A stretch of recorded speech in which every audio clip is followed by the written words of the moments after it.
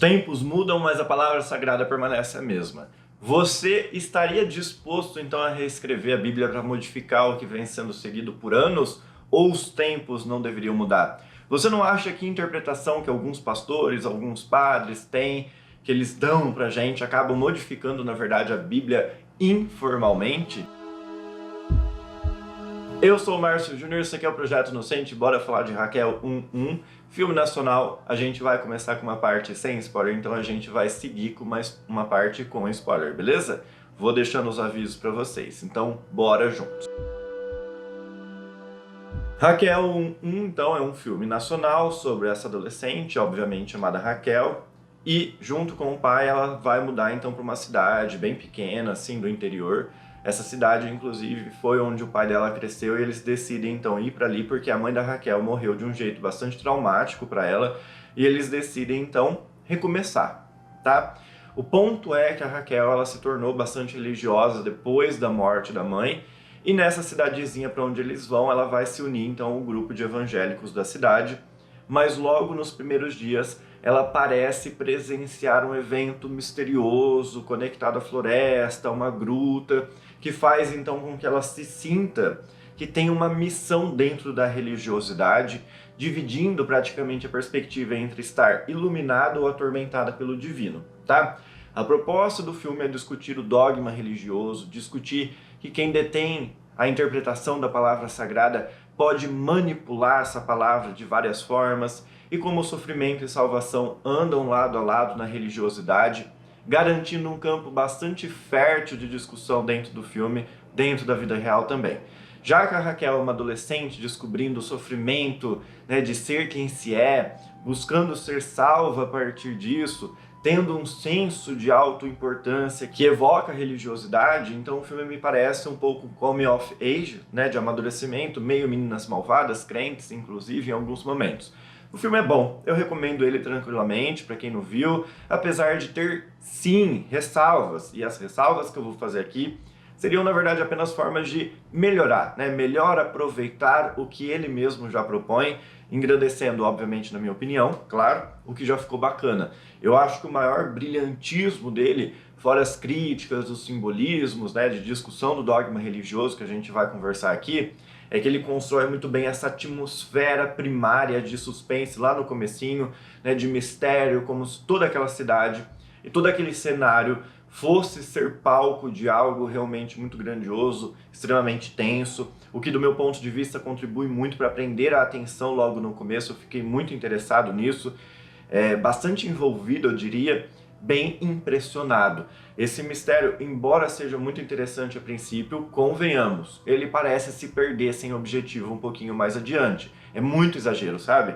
No contexto geral, é um bom filme limitado pelas técnicas ao redor. Talvez com maior investimento teria sido muito melhor trabalhado, porque dava para ver que a visão da diretora, convenhamos, era bem interessante ali por detrás das coisas. As atuações fluíram muito bem no começo, mas depois elas se tornaram meio robóticas, meio amadoras. Fora a da atriz que interpretou a Raquel e o pai dela também, que eles sempre estavam bem no ponto assim de atuação. E outra ressalva que eu vou fazer é que às vezes a decupagem do filme parecia não ter um objetivo muito claro, parecia haver um receio muito grande de manter a câmera num enquadramento só, estático, tá? Podia ter deixado. Parecia só querer cobrir aquela cena e a decupagem não parecia ter correlação alguma com a intenção, com o roteiro, em vários determinados pontos, tá?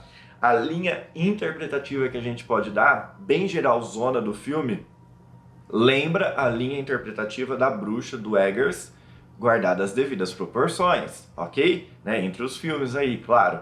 Mas eu digo isso por quê? Porque ambos vão correlacionar liberdade e aprisionamento, né, do corpo feminino, especialmente dentro da religião, e correlacionar isso a elementos místicos que a própria religiosidade propõe, tá? Mas os elementos eles vão ser mal vistos, mal encarados, né? E que então essas duas personagens, a Thomasin e a Raquel, simplesmente corporificam esses elementos pelos quais elas são julgadas, pelos quais elas vão ser mal vistas. Eu espero ter conseguido te dar uma mão até agora, eu espero que isso tenha te ajudado de alguma forma, então se eu te ajudei, deixa aquele likezão para me ajudar, para ajudar o canal especialmente, posso contar contigo, mas agora atenção que a gente vai começar a parte com spoiler, bora junto.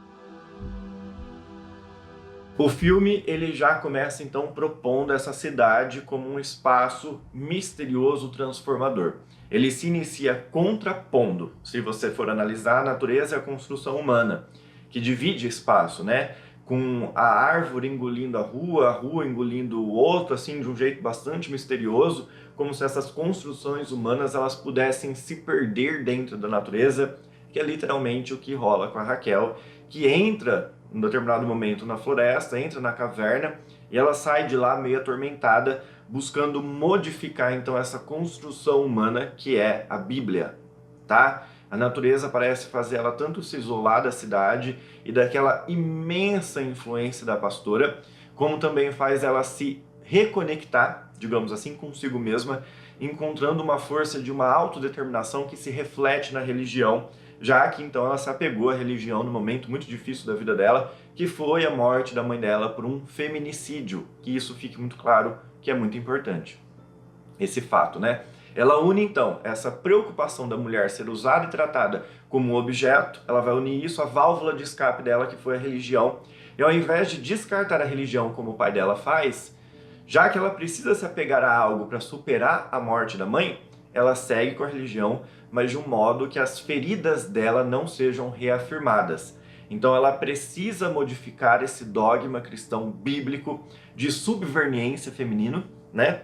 De calar, para conseguir manter essa boia salva-vidas dela, mas não contribuindo para uma perspectiva que contribuiria para a visão de que o corpo feminino serve ao homem. É esse o ponto.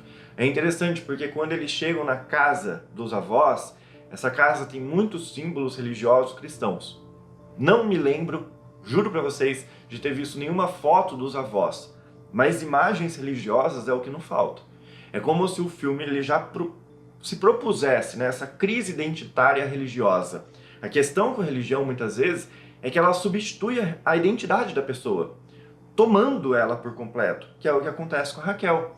O corpo dela tem chagas de feridas nas costelas, como uma expiação de culpa carnal. A proposta que o filme nos entrega é que a religião ela pode auxiliar a encontrar parte de si ou te esvaziar. A casa dos avós, com todos esses símbolos, junto com o mistério que o filme vai construindo, e essa atmosfera densa, evoca a religiosidade como algo denso e tenso.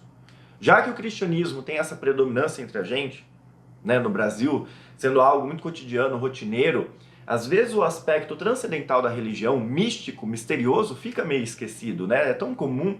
E o filme tem a proposta, então, de reafirmar esses aspectos misteriosos, profundos da religião, que culmina sempre na carne. O dogma sempre encontra vazão na carne, a gente não pode esquecer isso. Jesus é o maior representativo disso.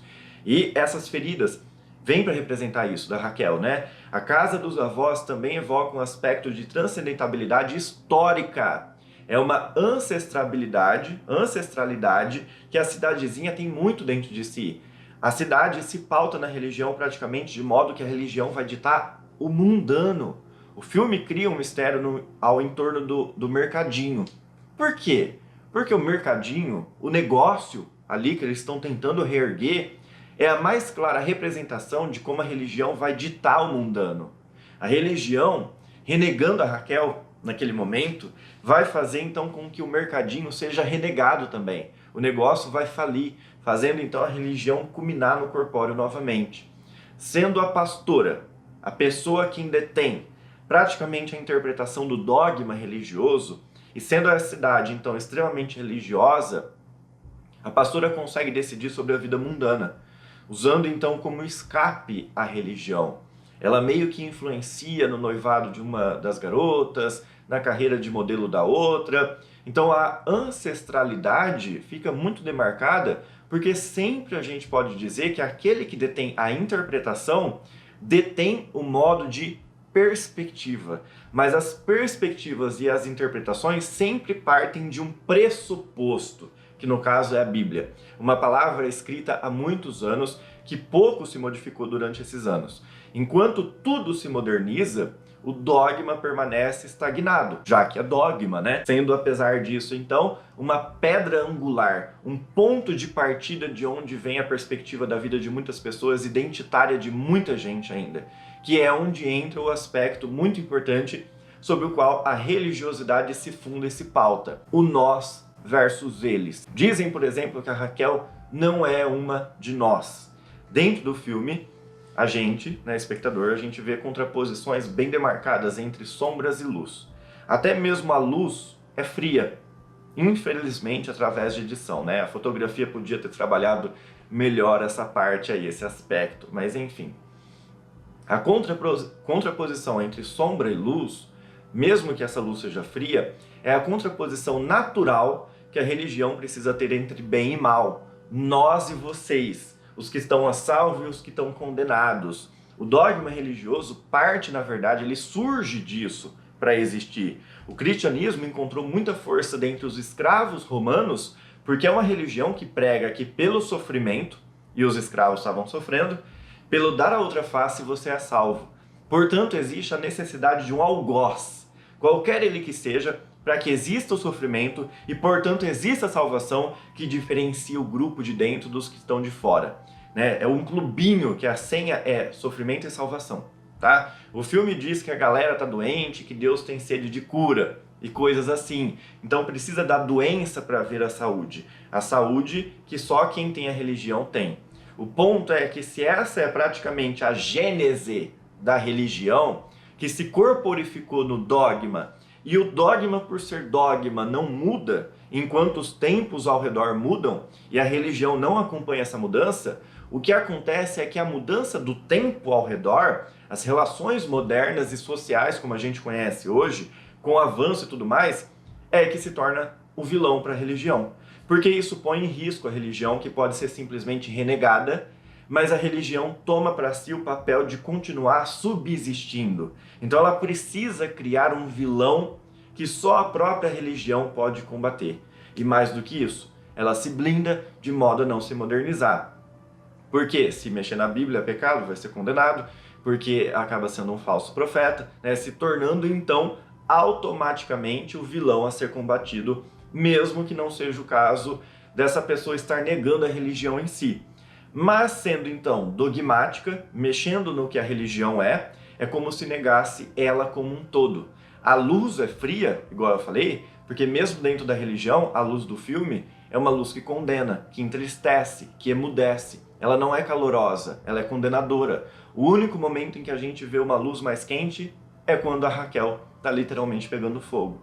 Porque ela assume o papel de transgressora, ela assume o papel que foi delegado a ela, já que então ela abraça a religião, ela não renega isso, então o fogo que queima é libertador, é caloroso, é receptivo para ela, porque já que a religião se propõe como inescapável e o que ela está fazendo seria um pecado, e ela não quer negar a religião, ela não quer negar nem o próprio papel de reformular a Bíblia, ela não precisa mais, então, estar num conflito de chagas corpóreas. Ela abraça tudo isso plenamente e ela se vê, de certo modo, livre, sendo o que se é e o que for delegado a ela. E, por fim, ela e a amiga, então, saem da cidade, porque também é uma libertação. Bom, num ponto do filme, é uma brincadeira, mas, obviamente, ele parecia Meninas Malvadas crentes, né? Mas assim, é um esquema de roteiro interessante. Por que ele se pauta nisso? Porque havia esse mundo, né, dos adultos e das adolescentes, onde existe essa questão muito forte de descoberta de si, do próprio valor, do que quer, de uma autodeterminação, que são questões que o filme provoca mesmo. Ele provoca isso. Quando as garotas estão jogando ali sobre as perguntas, a Ana Helena, ela começa meio que ditar as regras do jogo. E a Raquel meio que pergunta, mas quem escreveu as regras desse jogo? E aí a Ana Helena diz que foi ela. É um símbolo, né, de como ela está acostumada a ditar as regras, manipular, reinterpretar situações de acordo com o que ela quer, com o que for mais favorável a ela, partindo da distorção que for necessária para fazer o que ela quer. E ela faz isso com a palavra sagrada também. E é onde eu queria chegar. A palavra sagrada, a Bíblia, ela é construída muitas vezes com parábolas, como elas mesmas dizem, né? O que abre então um campo para a interpretação. É um texto muito poroso, né? Dá para entrar muita coisa, que, portanto, então é muito facilmente manipulado de acordo com o valor de quem está lendo. Porque você pode considerar umas partes, desconsiderar outras, igual muita gente faz, distorcer aqui, manter ali. E o que a Raquel propõe é uma reformulação do texto. Mas a cada interpretação nova e diferente que se dá da Bíblia, na verdade você não estaria reformulando o texto também? Você está. Por quê? Porque a interpretação compõe o texto também. O ponto é que o fato de ser meio meninas malvadas é para provar que a religião tem esse condão de provocar as estruturas sociais. Também porque as estruturas sociais não só compõem a Bíblia, mas as estruturas sociais também se pautam em dogmas e dinâmicas de nós versus eles. O que faz então com que a religião possa aproveitar essas estruturas e se imbricar, se colocar dentro do social. Mas o real ponto desse núcleo adolescente, ao qual então a Raquel pertence, é que a adolescência é um momento de descoberta, de ruptura até mesmo, né, com o que se pensava que era ou que deveria ser. Enfim, a Raquel ela é meio que disruptiva, ela é quase rebelde, mas dentro do nicho dela. Para o pai, que é retratado praticamente como um cético, como um ateu, ela está rompendo com o razoável. Para a igreja, ela está rompendo com o que já está posto. A Raquel, através da religião e da reformulação da religião, com base nos valores que ela acredita, ela se empodera da forma dela. Dá uma sensação de valor a ela, uma autodeterminação, talvez até mesmo um delírio de grandeza e de importância ao achar que ela vai ser essa pedra angular disso tudo. No fim das contas, o que a gente realmente precisa entender é que ela não rompe com a religião, tá? E tudo que compõe uma religião segue lá com ela, mas talvez sem a hipocrisia. O que a gente vê é que os crentes do filme têm saudade do mundo, né, do mundano. Eles sentem muita falta do mundo. Então eles transformam o mundo que eles negam em elementos religiosos, tipo um funk crente, coisas assim, pelo amor de Deus. Ao invés da Raquel ser hipócrita a esse ponto, ela tende a ser verdadeira consigo mesma, valorizando a si mesma, o que ela sente e tudo mais, sem querer deixar a religiosidade de lado, o vínculo com o divino. Existe um totalitarismo do sofrimento e da submissão como salvação que ela vai negar, porque as pessoas já estão negando isso naturalmente. E é interessante porque elas estão vendo um filme no momento que fala, eu acho que o apóstolo começar a escrever lá a palavra de Deus, e é onde surge para ela então a ideia de reescrever a Bíblia, que inclusive isso poderia ter sido melhor trabalhado dentro do filme, né? Poderia ter sido mais mostrado. Eu penso, inclusive, que isso poderia ter sido mostrado como eles trouxeram os flashbacks, mas apenas com os áudios. Os trechos reescritos da Bíblia poderiam ir surgindo durante o filme só com áudio, sabe? Como uma narrativa. Eu acho que teria ficado bem bacana. Qual o limiar ou a diferença entre estar possuída ou iluminada? Qual que é a diferença entre ouvir Deus ou estar com uma doença psiquiátrica, tá? Qual o limiar assim entre religião e bruxaria, né? Qual o limiar entre rabiscar religiosidades por causa de visões e na verdade estar atormentada? A princípio, o limiar é a perspectiva de quem vê. E é justamente desse subjetivismo que o filme se aproveita, né? E transforma tudo isso em objetivo pra gente, porque se a gente for analisar mais friamente, existe sim uma diferença praticamente da natureza da coisa em si entre estar possuída ou iluminada. Ok, mas como existe uma manipulação de perspectiva através da religião, uma coisa facilmente pode se transformar em outra, né? E é onde então a iluminação da Raquel, o toque dela, se transforma em uma espécie de tormento possuído, não é? O filme então ele vai fazendo uns paralelismos bem interessantes quanto a isso, que extrapolam muito o texto do filme, o roteiro, né? Quando ela chega na casa, ela tá tirando coisas da mochila, a gente vê o livro Guia do Mochileiro das Galáxias, beleza? Junto com a Bíblia, como se ficção estivesse lado a lado com a Bíblia, porque a coisa toda é assim, né? Se alguém modificar a Bíblia, ela vai passar a ser só mais uma historinha? Seria isso? Ou ela já é uma historinha? Outro paralelismo é que na escuridão ela encontra a tal iluminação dela. Quando ela é engolida pela escuridão da gruta, da caverna, que ela retorna meio atormentada para escrever a Bíblia, seria a iluminação dela. É interessante como a natureza é retratada dentro do filme, inclusive. Quando as garotas estão na cachoeira, por exemplo, a natureza ela é mostrada como algo misterioso, grandioso, de onde fosse partir toda essa modificação do filme, contrapondo o elemento natural imenso a uma imensa construção social. Tanto é que as garotas vão para uma ruína para reformular a Bíblia, reaproveitando uma construção humana decadente para reformular algo que elas também consideram uma construção humana decadente, que é a Bíblia escrita apenas por homens. Existe a questão da amora, por exemplo. É amora ou framboesa? Amora ou framboesa? Eu não sei. Mas enfim, eu também não sei se eles quiseram fazer uma referência ao fruto proibido, mas é possível porque esse fruto ali vai manchar as mãos das meninas. Elas não comem, mas elas usam ele como se manipulassem isso. Tipo conhecimento, né? Contrapondo sujeira e beleza, o fruto que suja ou que enaltece. Como a fruta também mancha as mãos da Raquel com algo avermelhado, isso vai remetendo a ela ao sangue e fazendo ela se lembrar da mãe, unindo então esse evento traumático a todo aquele evento ali que está rolando, que tem diversos religiosos julgando várias coisas mundanas, mas sendo hipócritas ao mesmo tempo e realizando essas coisas mundanas. Belezinha? Finalizamos então nosso papo.